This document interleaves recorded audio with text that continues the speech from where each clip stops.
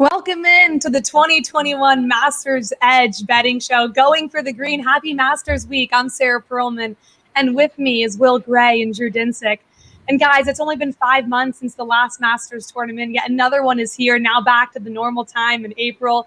A few things will be different, though, than the way it was played back in November. One, there will be spectators. They're returning, and the players are probably going to find a much different golf course than they experienced the soft one back at Augusta National in November. A lot to discuss on this show. We're going to get into our favorite bets, who will win the Masters, prop bets, talk some daily fantasy, and find out where the money is coming in at PointsBet Sportsbook. Well, Drew, how we doing, guys?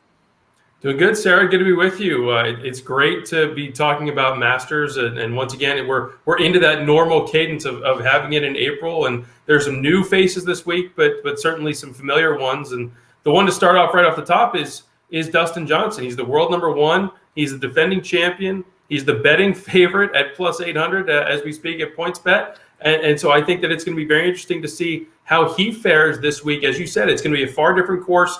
This week, it's firm and fast versus November. It was a little softer. There's a lot to like about DJ, but at the same time, the last 3 starts for him have been a little pedestrian. He hasn't quite been up to his usual form. He did win earlier this year in Saudi Arabia. So he's number one for a reason. He's leading the market for a reason. But I think there are still a few question marks for DJ at the top. And we'll get more into Dustin Johnson in just a second. But Drew, you told me about 50 different plays you like and don't like already in the Masters. But let me start by asking you how you're doing on Masters Week. This is one of my favorite weeks of the year. I think this is pretty clearly, anyone who has any affinity for golf or golf betting has a very close attachment to watching this event and betting this event. And I think this year's tournament, this year's field, the fact that it is so bunched up at the top there with some of the world's elite golfers, and you have some newcomers who have realistic shot to win. This is going to be one of the more fun renditions that I can remember. And it did sneak up on us. 5 months is it doesn't quite feel right, but sure enough, here it is. It's springtime, and this is kind of the event that does give us the demarcation of spring is on. So right now we're looking at the graphic you guys are seeing too with golf futures, the outright winner for the Masters with Dustin Johnson at 8-1, Bryson DeChambeau 10-1, Jon Rahm, I'm going to get into him later, 11-1, and then Spieth. And following all the way at the bottom for the top of the leaderboard here, or winners here, Patrick Reed, 33-1. Let's get back to Dustin Johnson, Will, and he's a seasoned veteran on the PGA Tour. We know that, having won 24 tournaments, 2 major championships. You mentioned maybe about the pressure on him and also a different course than he was so great at in November. Will he become the first player, do you believe, since Tiger Woods to win back-to-back green jackets? How is Augusta going to look for him? Yeah, first off, I think that the normal pressure that would apply to a defending champion in the Masters doesn't apply to DJ. There's nothing that really worries him in terms of pressure other than putting together the menu tonight for the champions dinner. Listen, it's a small group. It's a small group of guys that have gone back-to-back. You're talking about Tiger, Jack Nicklaus, Nick Faldo. That's it at Augusta National. So it really is a tall task, and I think that you do hit on the point of how different this course is going to play this week than it did in November when he shot 20 under. He tied the tournament scoring record. It's understandable to have him be at the top of the market. And you look back at previous years, it's not like he doesn't know how to play this golf course.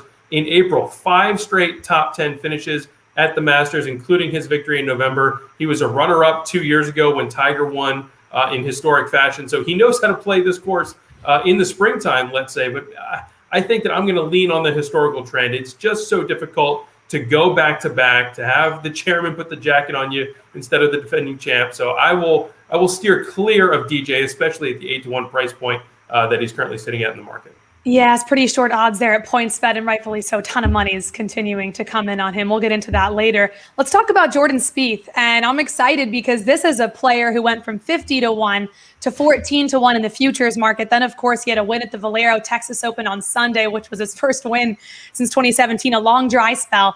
And people are loving Jordan Spieth again. It's a guy you don't want to talk bad about, but I don't know if these odds are matching up just because of his recent play. So what are you making of Jordan Spieth and his odds at the Masters? Well, One of the truest indicators of a guy you want to back coming into Augusta is current form. And there's really no one else on tour that I think you can point to say that their form is not peaking at the right time, more so than Jordan Spieth. Spieth 1 year ago was about the 92nd ranked golfer in the world. It really looked like what was a super promising young career was kind of coming apart at the seams. He just couldn't put it together for 4 straight rounds. He was missing cuts at tournaments that he absolutely should have been in contention for. And then all of a sudden in 2021, starting with his performance at the Waste Management Open, things started to click again. His strengths match up well for this course. I know he's not especially long off the tee. But his ability to understand and manage the course and his smarts and specific understanding of Augusta have always done well for him here. He's a natural putter. Absolutely brilliant reading of the greens. Doesn't need a ton of help from his caddy. He can, he sees it himself. And his natural putting ability is going to carry him to be a contender here. Now, 11-1, is that a fair price? No, I think the fact that he was 50, 60-1 back in February and the fact that the market has moved that much kind of tells you that, most of the value has been sucked out of that number. But he is absolutely not someone that I am lining up to fade this week, considering how well he's been playing lately. Right. I wish we all could have jumped on that 50-1. Would have felt a lot better. We know, as you mentioned, he's had a ton of success at Augusta National, especially early in his career, winning in 2015, runner-up in 2014 and 16. Okay, Will, I want to go back to you on Bryson DeChambeau, because when we talk about him, we know he's a very polarizing figure in golf. He did not have a great 2020, but since then he's been great. Won at Bay Hill, certainly contended at the Players. Can he overpower Augusta National this time around? I don't know that the golf gods smiled kindly upon him describing Augusta National as a par 68 in the fall. He ended up finishing T34 and got a little bit of comeuppance for that. Listen, the tee to green game is always going to be there. He leads the tour this season in that department. He's going to be one of the best from tee to green. The question is going to be, what can he do with a putter in hand? Our friend Justin Ray, the 15th Club, he has a stat that going back to when Bryson made his Masters debut, there are 78 players that have played at least 10 rounds. He is 70th out of 78 in strokes gained putting.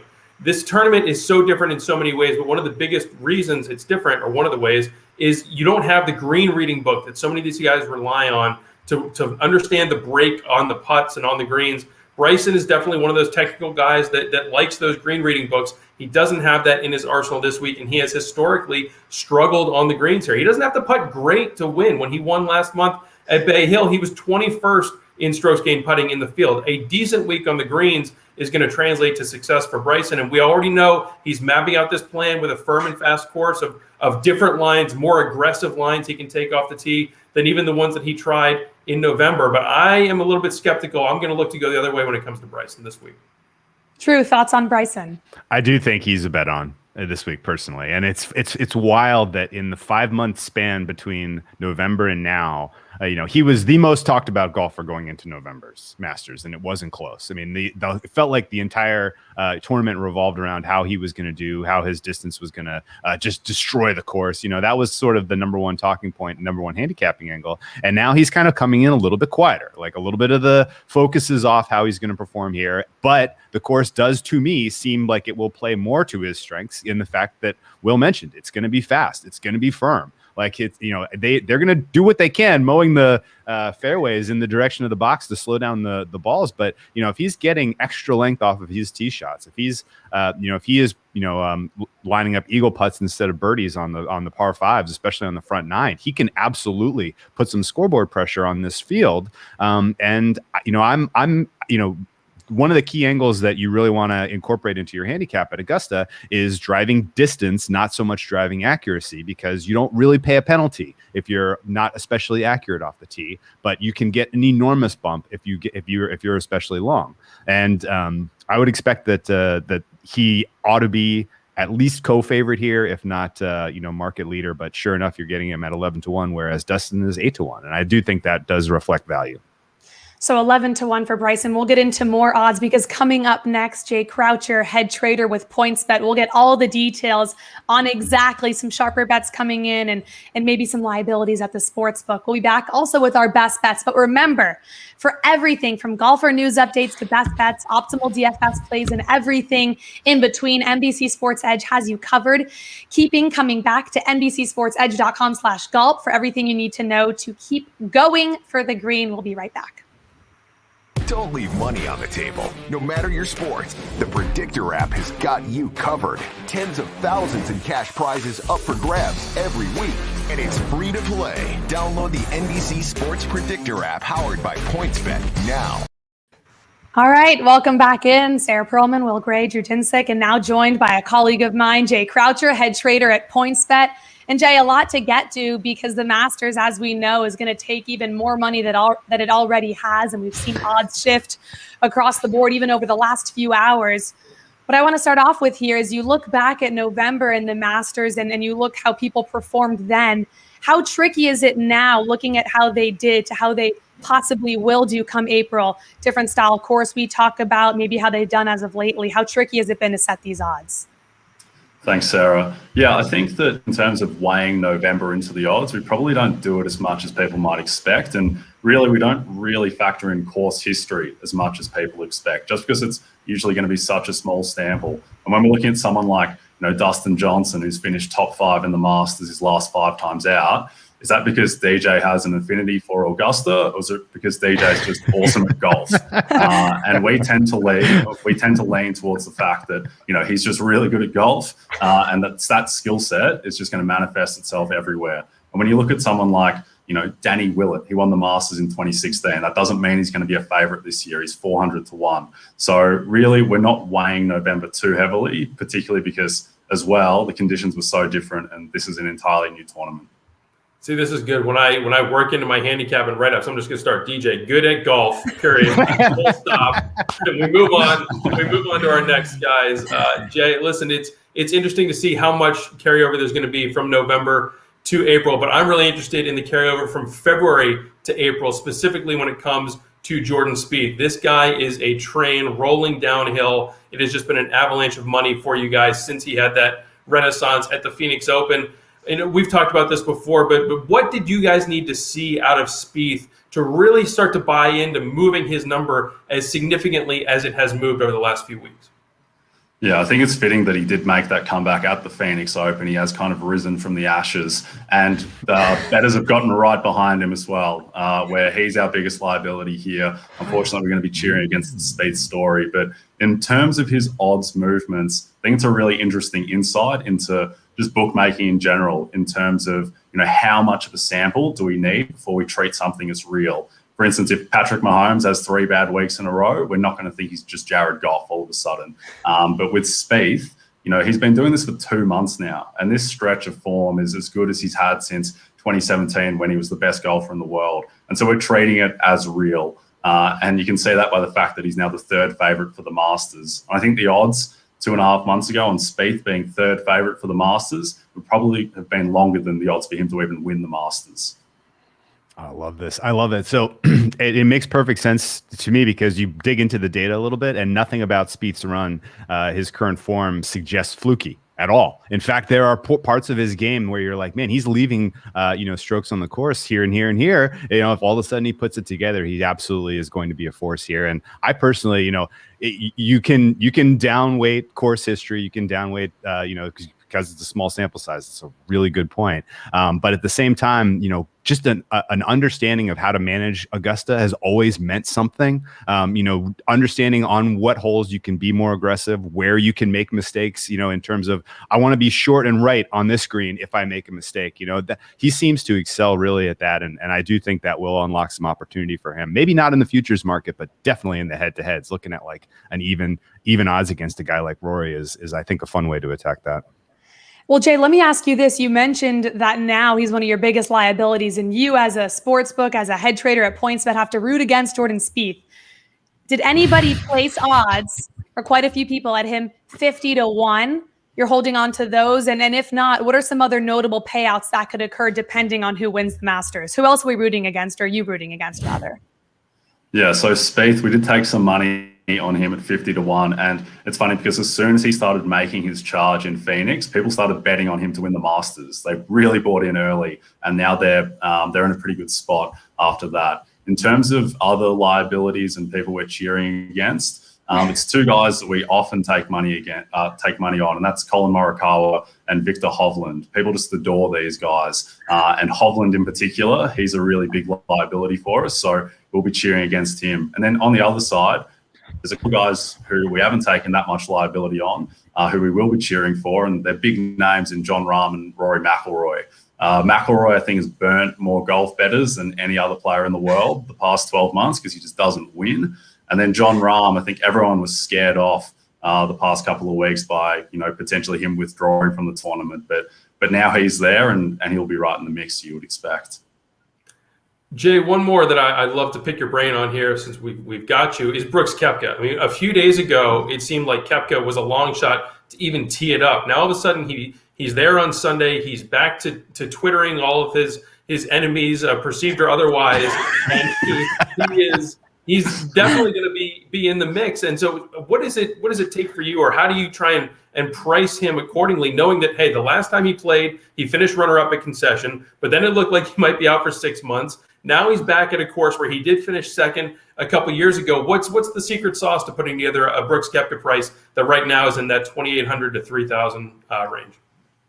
Yeah, so Koepka is an interesting one, maybe the most interesting one, just because of all those mid-tier guys. He's probably got the highest upside because everyone knows how he does at majors, and he's still clearly got it. We saw what he did in Phoenix in the run-up to here. So I think with Koepka, his price reflects just the uncertainty about what his knee and what his body are like. It was looking like he might not even play at one point. So I think the thing with Koepka is that the traders here are going to have a really tight leash, and that if he starts to make a move, then people are going to start hammering his price and he'll shorten very, very quickly. Okay. Jay, as always, we appreciate the time. Thank you. I'm sorry to say I'm going to have to root for Jordan Spieth and not for you guys, but we love having you on, and we'll see you next time. Thanks, Sarah, and thanks, everyone. Okay, when we come back, we're going to go to some prop bets, some of my favorite things to look at, myself, Will, and Drew, so you don't want to miss that. And in case you haven't heard by now, our Players News app is back. It's better than ever. You can get all of our signature player news updates. Favorite players receive mobile alerts with the new NBC Sports Edge app. Just search for NBC Sports Edge in the Apple Store or Google Play App Store. Stick around. We'll be right back. Welcome to NBC Sports Edge, your one stop for everything fantasy, DFS, and more.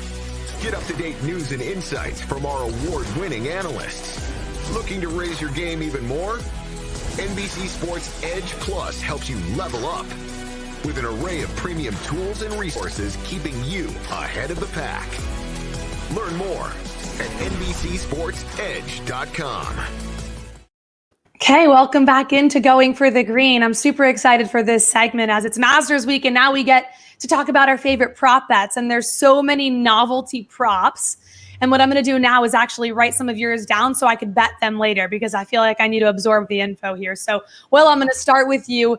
Give me some of your best bet options in terms of the top finisher markets. Yeah, I think when you look at the top finisher market, there is one name that comes to mind for me, and it's going to be Tony Finau. I have, like so many people, been burned by waiting for this victory that is now 5 years in the making from one of the best players in the world. I'm tired of waiting for it. I'm not interested in backing him at 40-1 to win, but I am definitely going to be interested in plus 320 on a top 10, even plus 120 or so on a top 20 finish. This is a guy who has top 10 finishes in 7 out of his last 11 major starts. He's just so consistently right there. It's one of the big reasons why he's a popular bet for guys like Jay Croucher and other odds makers, because people want to have a live ticket on Sunday. You're going to get that with Finau, even if he doesn't get over the finish line. But I definitely think that he's a guy. Remember, he was in that final group 2 years ago with Tiger. He could absolutely be in the mix. I know he hasn't played well in the last couple of starts, but I do expect him to bounce back this week. And one other one, Drew, that I'll throw to you. Jordan Spieth was not the only guy to rediscover his game in Texas the last couple of weeks. I have my eye on Matt Kuchar, plus 650 for a top 10 finish. He finished third out of nowhere, basically, at the match play. Followed it up last week with a top 10 at Valero with some really solid ball striking stats. He has 4 top 10s at this event since 2012. And you look at years like 2014, 2017, when it played kind of firm and fast, he was in the top 5 both years. Okay, I like Drew, that. give me some novelty props, top finisher props. What are you looking at here? So there are a couple of players that did extremely well in November, and the market has cooled on them for reasons that I can't quite put my finger on. First one is Sungjae Im. He was outstanding in November. And honestly, yeah, Dustin Johnson stole the show. Everyone remembers him setting the course record here and just looking unbeatable. But Sungjae Im was incredible in November. He comes into this season. He's played solid golf, but not outstanding.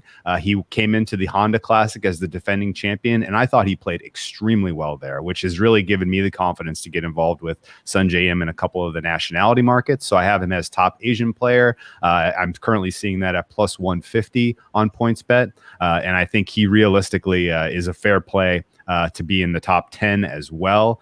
Current price on that is similarly favorable, although I'm having trouble finding it. Sorry about that. But the top, the other player that really stood out, I thought, in November that is being looked past is Cameron Smith. 4 rounds in a row here. He was under 70, first player to do that in I think of all time, to have 4 continuous rounds under 70. And he is coming in as top Australian. 225.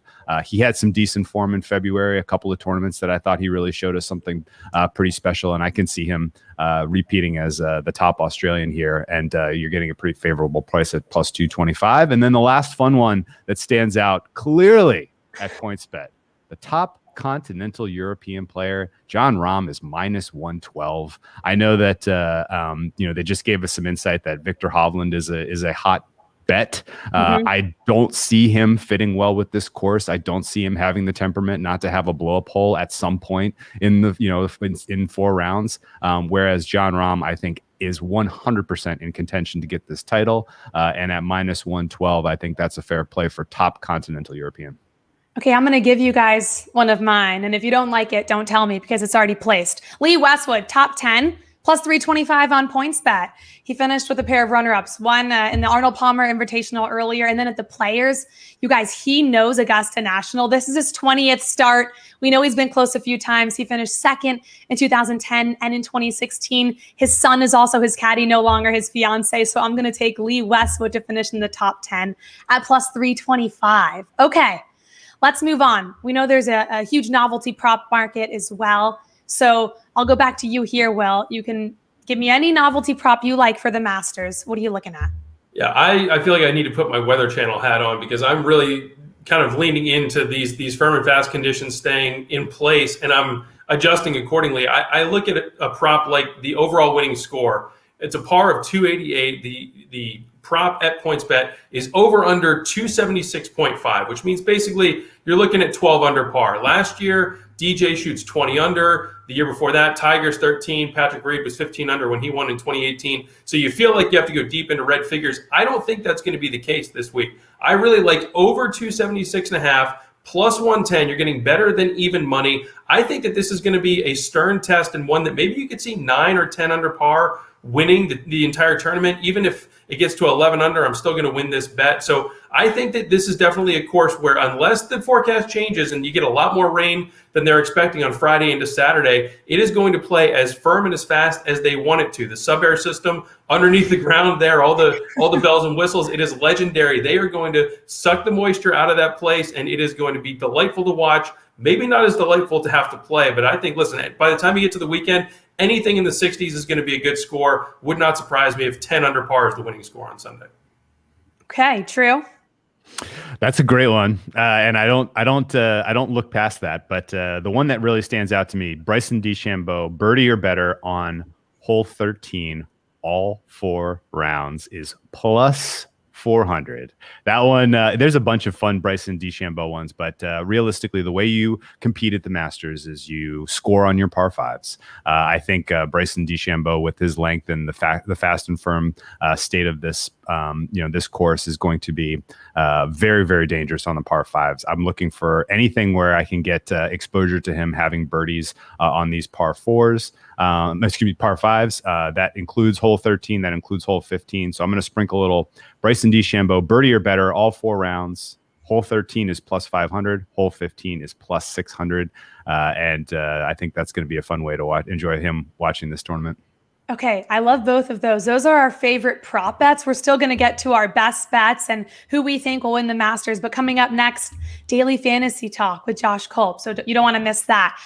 Whether you play season-long fantasy, DFS, or you're placing bets, NBC Sports Edge is your one-stop shop to give you a leg up on the competition. Get the ultimate edge with our premium products for NFL, MLB, NBA, NHL, college basketball, and college football, all in one convenient subscription. Use the promo code GREEN10 now to get 10% off any monthly or annual subscription. Go to NBCSportsEdge.com/premium for more. Don't leave money on the table. No matter your sport, the Predictor app has got you covered. Tens of thousands in cash prizes up for grabs every week. And it's free to play. Download the NBC Sports Predictor app powered by PointsBet now.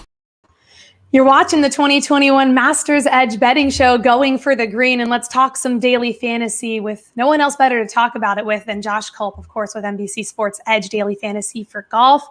And Josh, let's get right into it. I love daily fantasy, every sport. Seriously, I'm obsessed. So I need to find out the best value, the top guy that needs to be in the majority of my lineups. Yeah, I think if you're looking for a spot to start your rosters with this week, I think Jon Rahm is a very good option up there. He's no longer on baby watch, like Jay just mentioned. And what I like about him is his consistency from tee to green. He's gained 4 or more strokes tee to green in 12 of his last 13 starts. He just doesn't have bad weeks, and it's hard not to be in contention when you hit the ball that well.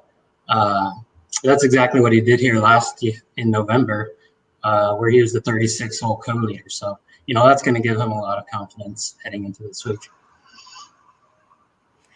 I'm definitely with you, Josh, on Jon Rahm. Another guy that I'm looking at for DFS purposes at the top of the board, Justin Thomas. He's around 10,600 on DraftKings. I'm not exactly sure how I want to play JT this week, but I know I want to be on his side. He's gotten better, incrementally better with his results each of the last 5 times he's gone to Augusta, including a 4th-place finish in November. We all know what he did over the weekend at TPC Sawgrass, winning the Players' Championship. That rope hook that he hit on 16 is going to play really well on holes like 13 at Augusta National. So I'm a buy at the top for JT. Okay, Josh, let me ask you this. There's always some high-priced star players, as we know, that might not be great at Augusta, but their name in itself stands out. So who are we fading? Who should be benched in daily fantasy for the Masters? I mean, I think there's someone who fits that, to a T, and that's Rory McIlroy. He is just not himself lately. He admitted to chasing distance after watching Bryson dismantle Winged Foot. So I think his game is a little off right now. He's made some changes in his coaching camp.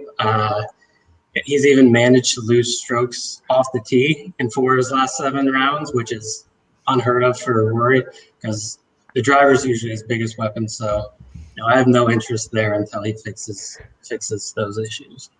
I know that Drew and Will be in agreement there. They talked about that before the show and a little bit during. So that's the player to fade. And let me follow up with you here, Josh. I need to find a sleeper, someone probably under 8,000 on daily fantasy, whether you're playing FanDuel, DraftKings, Yahoo, whichever. When you're rounding out this roster, who's a sleeper pick that you like, that you think can put up some numbers in the Masters? I think Will Zalatoris is one that catches my eye. First timers aren't supposed to have success at Augusta National, but you're also not supposed to, have a top 10 at the U.S. Open your first go round. And if you were trying to craft a recipe for success at the majors, it would be ball striking would be the number 1 ingredient, and that's exactly what Zalatoris has. He's 4th on tour in strokes gained tee to green, and on top of that, in addition to that top 10 he had at the U.S. Open, he also has top 10s at Torrey Pines and Bay Hill. Those are speedy greens, which is exactly what he'll see this week at Augusta National. Okay. Will, any thoughts? Do you have any sleeper picks? Anyone you're liking in daily fantasy? Yeah, I have my eye on 2 guys that fit the bill. I'm going more on the experience side with one, and Adam Scott, who's in that mid-7,000 range, a former champion here. The ball striking is coming along. He hasn't missed a cut in over a year. He hasn't done a lot to garner attention since the pandemic break, but he's been rock solid. He had some really promising ball striking stats at the Honda in his most recent start. So that's a buy for me. And then another guy going a little further down the list is Matt Wallace, who really was good with the irons last week at Valero. He's in that mid 6,000 range. He's a long shot to win, but he is definitely a guy who, let's say he's confident. He's a little brash. He can get emotional and streaky, but I think that sometimes those streaks can go in a good direction. He finished T3 at the PGA at Bethpage 2 years ago. He has some major championship experience, 4th on tour this season in strokes gained approach. The iron play is going to be so key this week. I think he's a guy to watch. Okay, Josh, we really appreciate your time and your daily fantasy insight getting ready for the Masters. Happy Masters Week. We hope you enjoy it. Still to come, our final segment, Best Bets, who will win the Masters, who we think will review our props yet again, getting you ready for the 2021 Masters. But remember, for everything from golfer news updates to best bets to optimal daily fantasy plays and everything in between, NBC Sports Edge has you covered. Keep coming back to NBCSportsEdge.com/golf for everything you need to know to keep going for the green. Stay right here.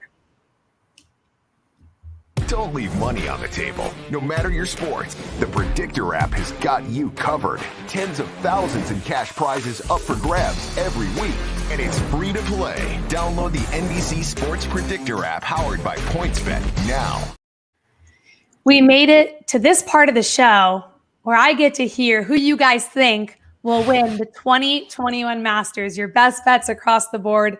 So I'm going to start with you here. Final thoughts and your favorite bet. Who was the most value? Who do you think is going to win here, Will? Yeah, I'm torn at the top, Sarah. We talked about this before the show. I've got a 1A and 1B between Jon Rahm and Patrick Cantlay, but life is about choices. I'm going to go with Patrick Cantlay at plus 2,200. There's a lot more to like about that number than Jon Rahm, who's trading in the 11 to 13 range.